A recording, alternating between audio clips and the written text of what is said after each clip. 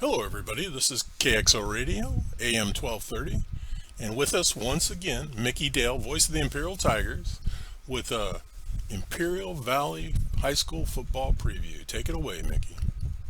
All right, Kurt. Big weekend last weekend. Imperial Tigers looked very good over in Yuma against the Cibola Raiders. Came away with a 48-7 victory. That's three big wins in a row over the Raiders. 43 to nothing, 44 to nothing. This time 48-7. Tigers raced to a 27-7 lead at the half, and they never looked back. Senior quarterback Jaden Ayala was solid once again, nearly 200 yards passing, had three touchdown passes, now has eight touchdown passes on this new season of just three games. He's done very well.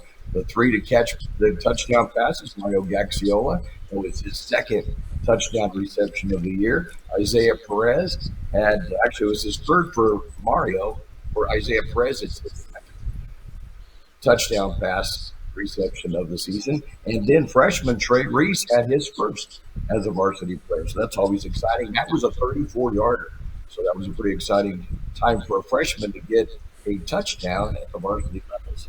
Congratulations to him. He's done a great job so far this year. And in rushing, it's Darren Wessel again. He had his second consecutive game of rushing for over 100 yards. He had two touchdowns, one from 27 yards, another from 28 yards. He now has four touchdown runs this season.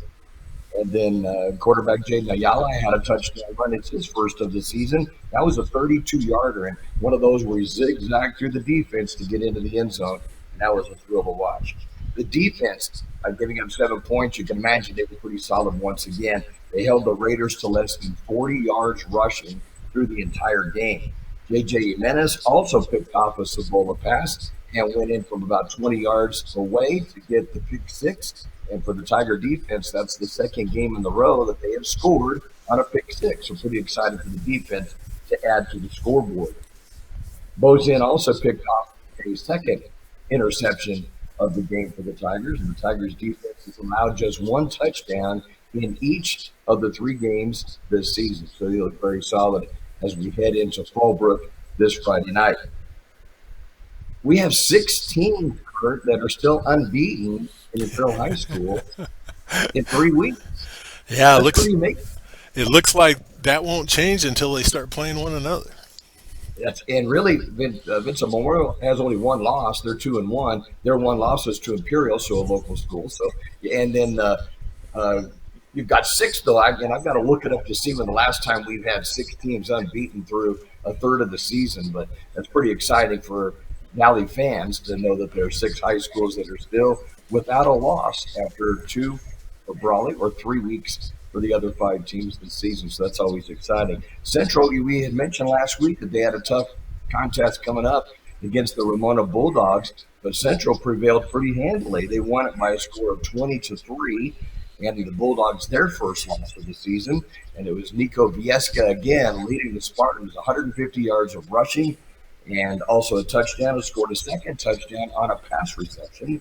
And Joshua Garcia returned an interception, 36 yards, at a pick six of his own. And that was for the third score. This week, Central will host Ute Ranch of Chula Vista at Cal Jones Field. The Mustangs will be looking for their first win of the season. And that will be a game that will feature on Kxo Radio this Friday night at 6:45 as Carol Buckley and John Dripple are at Mike's side for the Central's partners this week. The Clexico Bulldogs, on the season, as they defeated SETI's of Mexicali at Ward Field last Saturday night. Quarterback Bobby Monahan, again the star of the game, had scored on a 16-yard run and then stopped the Zorro's drive with interception while playing on defense. Sophomore Jose Fernandez had a great 61-yard touchdown run. Those are always exciting to see the long ones. Junior Andre Lopez blasted over from a yard out for the third score for the Bulldogs, and he will host Francis Parker this Saturday. And as we're playing back-to-back Saturday games, the Lancers are 1-1 with an impressive 51-8 win over the Meadows School of Las Vegas 2 weeks ago. They're coming off of a bye week, so it'll be interesting to see how that game shapes out. Two other teams that are within the IVL. There are others. Southwest. They turned in a strong effort this week. They held a 6-0 lead early in the game over Academy of Oceanside. after a 50-yard touchdown pass from Alex Garcia to Joshua Ibarra, and it was 6 just after 3/4 of play. So it was a very, very close game that was played between Southwest and Coastal Academy. The Oceanside School would score twice in the fourth quarter to come out with a 21-6 victory. And let's see, in that game too, I want to mention some people that were in that. The Eagles will face Vincent Memorial, who's on Thursday, and that game will be played early this week on Thursday. And it's kind of interesting to note that they're both playing on their home field. It'll be at a stadium, but when Vincent Memorial has a home game, they also play in Southwest. So it'll be a home game technically for Southwest, but Vincent Memorial is in that stadium, and they'll be playing that game tonight. And the Raleigh Wildcats didn't have much less to knock off. They had their game right back with a 3-6 win over Canyon Hills in Sandy. Senior running back Matthew Moreno took the handoff on the very first play from scrimmage and scampered 62 yards for the touchdown run to put the Wildcats up early. Moreno would rush for a second touchdown later in the game, and senior quarterback Matt Gutierrez threw a pair of touchdown passes to Sergio Garcia and then ran for another touchdown himself. And so the Wildcats are 2-0 on the season. They return home, and they've got a tough test. They're playing St. Augustine, who traditionally has been one of the powerhouses in San Diego County. And the Saints lost, in fact, last season in the Division 1A regional playoffs and posted a 10-5 record in 2023. So it'll be a tough test for the 2-0 Wildcats. But if you're going to catch St. Augustine, catch them now. They're 0-3 so far this season. It's a very tough schedule. So that's what the IVL teams have in store for this week. In games involving the Desert League, once again, Calipatria comes up with a big victory, their third of the season against no losses. And this was against O'Farrell Charter. They won this one 56-14. Quarterback Dominic Hawk, once again, a monster game, rushed for 260 yards on just 13 carries. You can figure the average per carry on that. And scored 4 touchdowns and threw for another score. And that was a 42-yarder to Eden Zambrano. So Dominic now has 15 rushing touchdowns, 16 touchdowns total. That ranks him number 2 in the country in scoring touchdowns after 3 games. So very impressive young man up there in Calipatria. He also has rushed for 715 yards in 3 games as well, which ranks him amongst the top 20 in the nation in rushing. So he's done quite a job. Jordan Potter scored a pair of touchdowns rushing. Juan Perez also added another. And the Hornets, after 3 games on the road winning big, they finally get back home.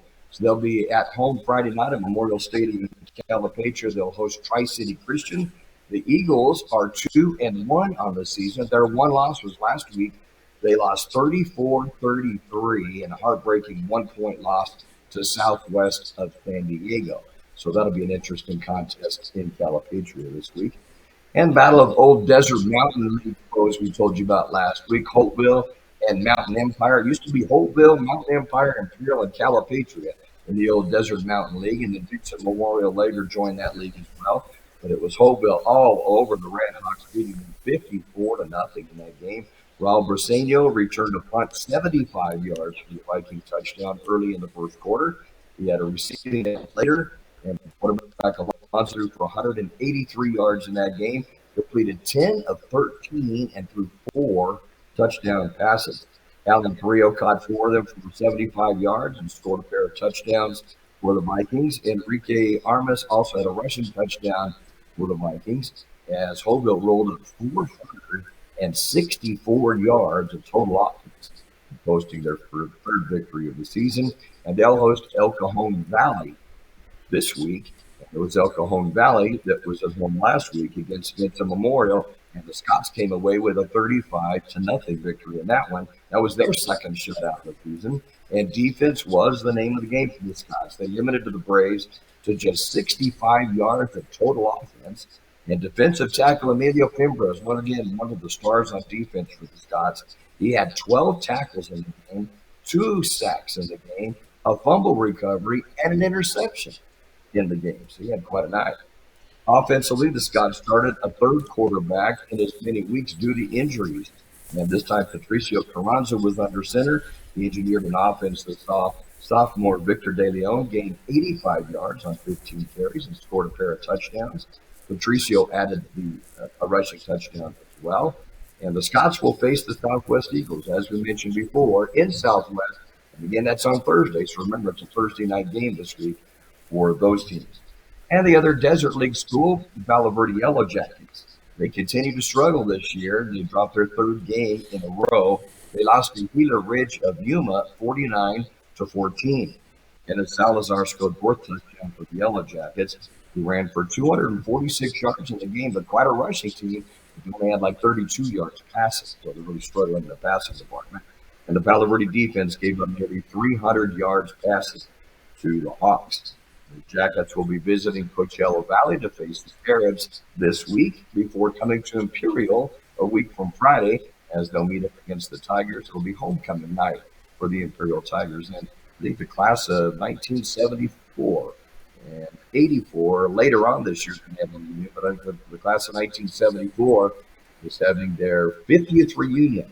And this weekend coming, or not this weekend, but the following week against Palo Verde. So it'll be kind of fun to see some of those people that were seniors when I was a freshman, and with George too, when he was a freshman, coming back to Imperial High School, watch the current Tiger team. So it kind of recaps what we have.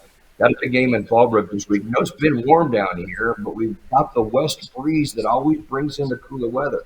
Now, last week the Tigers were in Yuma against Cibola, 107 degrees at kickoff time. And this Friday in Fallbrook should be in the low 70s at kickoff. So I don't know whether George and I can scoop some of that stuff in and bring it home. It is cooling off. So I think we're going to be okay. This is going to be a rematch of the ending game last year for the Tigers, as Imperial went up to Fallbrook in the second round of the CIF playoffs. And we're down 27-21 with minutes to go in the game. And at a fourth down, at about the Fallbrook 30-yard line. Had to get a first down to keep the game going. Ball was tipped away at the last moment. Fallbrook escaped with a 27-21 win.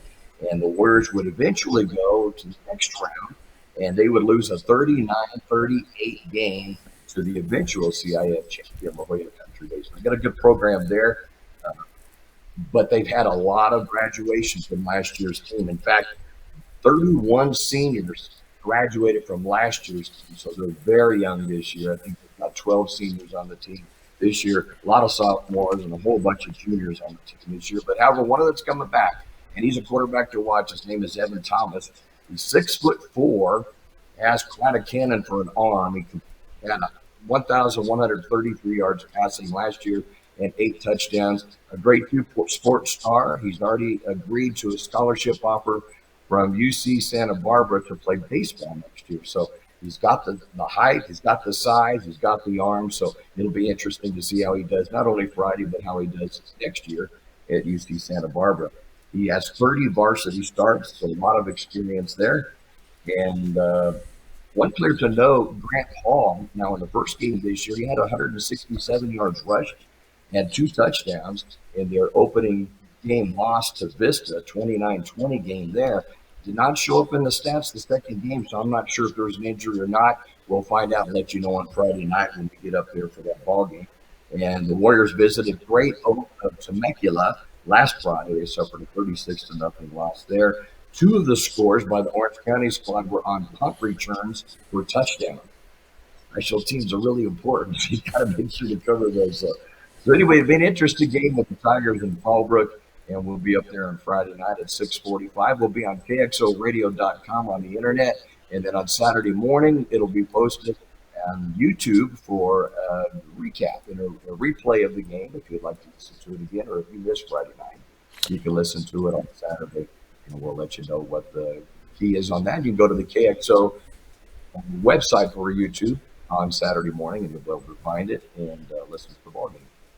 Well, and let's remind everybody that the Central game will be on YouTube, streaming live, as it will be on the radio as well. And, one thing strikes me this year, Mickey, everybody likes to complain about the schedulers, how the scheduling's not fair and how everybody's taking advantage of me.